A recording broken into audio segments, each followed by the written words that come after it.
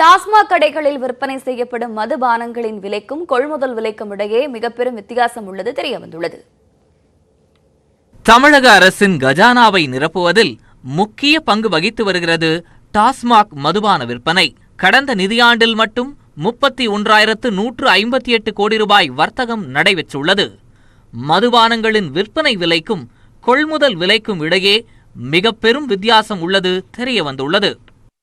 இதன்படி kingfisher beer 56 ரூபாய் 88 காசுகளுக்கு கொள்முதல் செய்யப்பட்டு 120 ரூபாய்க்கு விற்பனை செய்யப்படுகிறது. இதன் மூலம் வரிகள் உட்பட 63 ரூபாய் 12 காசுகள் லாபம் கிடைக்கிறது. பிரிட்டிஷ் எம்பயர், டூபோக், கால்ஸ்பர்க் பீர் வகைகள் 64 ரூபாய் 38 காசுகளுக்கு கொள்முதல் செய்யப்பட்டு 140 ரூபாய்க்கு விற்பனை செய்யப்படுகிறது. மேலும் கோல்ட், மேக்ஸ் 11,000 பீர்கள் 54 ரூபாய் 37 காசுகளுக்கு கொள்முதல் செய்யப்பட்டு 120 ரூபாய்க்கு விற்பனை செய்யப்படுகிறது. பீர் மதுபானத்தில் மட்டும் கொள்முதல் மற்றும் விற்பனை விலையை ஒப்பிடும்போது டாஸ்மாக் நிர்வாகத்திற்கு 100% முதல் 120% வரை லாபம் கிடைக்கிறது. பிராந்தி, விஸ்கி வகை குவார்ட்டர் மதுபாட்டில்களுக்கும் இதே நிலைதான்.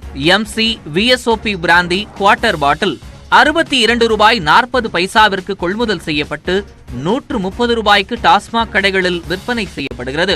1848 எக்ஸோ பிராந்தி வகை மதுபாட்டில் 96 ரூபாய் 5 காசுகளுக்கு கொள்முதல் செய்யப்பட்டு 180 ரூபாய்க்கு விற்பனை செய்யப்படுகிறது. MGM கோல்ட் பிராந்தி 87 ரூபாய் 82 பைசாவிற்கு மது ஆலைகளில் வாங்கப்பட்டு 160 ரூபாய்க்கு விற்பனை செய்யப்படுகிறது. ஓல்டுமந்த் ரம் 53 ரூபாய் 60 காசுகளுக்கு கொள்முதல் செய்யப்பட்டு 100 ரூபாய்க்கு விற்பனை செய்யப்படுகிறது. பிராந்தி, பிஸ்கி மதுபாட்டில் விற்பனை மூலம் டாஸ்மாக் நிர்வாகத்திற்கு 80 முதல் 100% லாபம் கிடைக்கிறது. மதுபானங்களின் விலை எந்த அளவுக்கு இருந்தாலும் அதனை வாங்கி குடிக்க வேண்டிய நிலையில் இருப்பதாக குடிமகன்கள் குறிப்பிடுகின்றனர். குடிப்பாங்க 6 மணிக்கு மேலே கண்ணு தெரியாது எனக்கு, அதை நான் குடிப்பேன். ஆனால் விற்கிறது MRP ரேட்டு 100, ஆனால் விற்கிறது 115. பாரில் போனால் பாட்டிலு அது பார் ஓனர் அது என்ன பண்ணுறது, தலை எழுத்து அது மாதிரி இது நம்ம என்ன பண்ணுறது. MRP வந்து 100 ரூபாய் தான் போடுது, 105 ரூபா வாங்குறாங்க.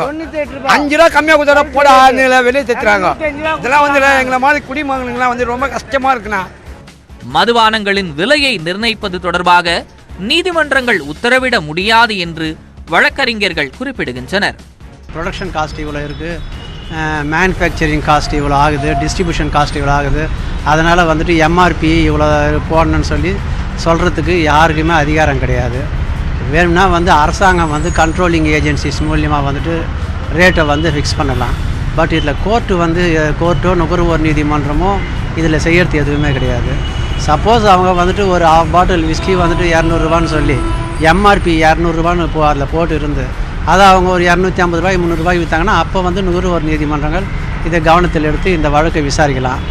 டாஸ்மாக் மதுபான கடைகளை முற்றிலும் மூட வேண்டும் என அனைத்து தரப்பினரும் எதிர்பார்க்கும் நிலையில் இக்கடைகள் மூலம் கிடைக்கும் வருவாயை வைத்து போதை மறுவாழ்வு மையங்கள் அமைப்பது, மதுபானங்களால் ஏற்படும் பாதிப்புகள் குறித்து விழிப்புணர்வு தீவிரப்படுத்துவது உள்ளிட்ட நடவடிக்கைகளை மேற்கொள்ள வேண்டும் என்று சமூக ஆர்வலர்கள் வலியுறுத்துகின்றனர்.